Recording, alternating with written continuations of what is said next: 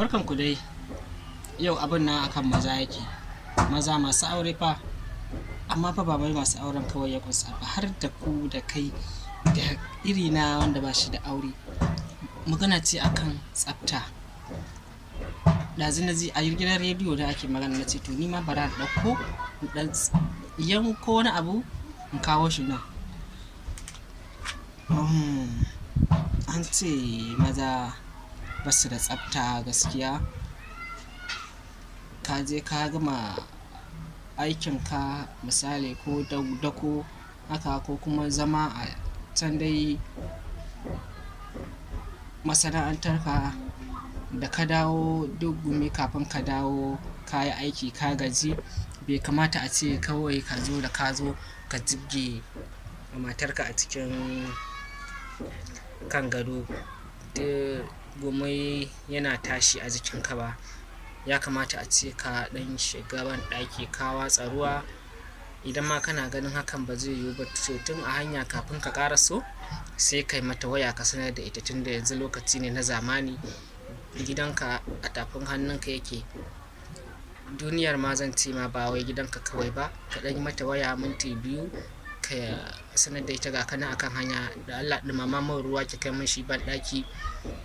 Na ƙarasowa a gajiye nake, kwanciya kawai zan yi da wasu abu makamantan haka. To hakan shine daidai. Ya kamata gaskiya maza magidanta kuna ba mu kunya gaskiya ku samari, saboda abin da akan samari yake karewa. An ɗauko zancen ka kai duk can ka sha gwarmai ka kama gaji kawai, kuma ka zo kawai ka kwanta mata kan gado, duk ka jiƙa mata shi ma da daddare idan lokacin zafi ne. To kuma abin in an tashi yi akan samari ne ma yake karewa. Abin baya karewa akan ku masu auren da kuke yin abu, ake aikata abin. Dan shi saurayi ya zo ma kazantar sai ya jibge a shagonsa, ina ruwan wani da wani, wa ya san ma menene ya faru da shi. Can ya je ya damu kansa da kaikayi da gumin ma ya dame shi ma ya ninku a kansa. Wa ya damu? Amma ku masu aure ai ya kamata a ce ku dinga gyara ko dan haba. Kaka bani kunya man, haba. Bai kamata ba da Allah.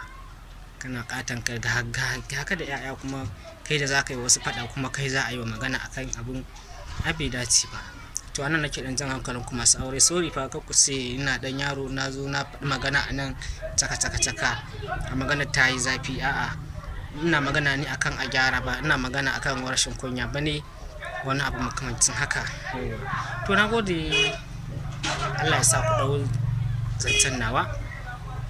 Yauwa, ba wani abu na zo muku da shi kawai dai wannan ɗan abin ne na kawo. Allah ya sa a gyara.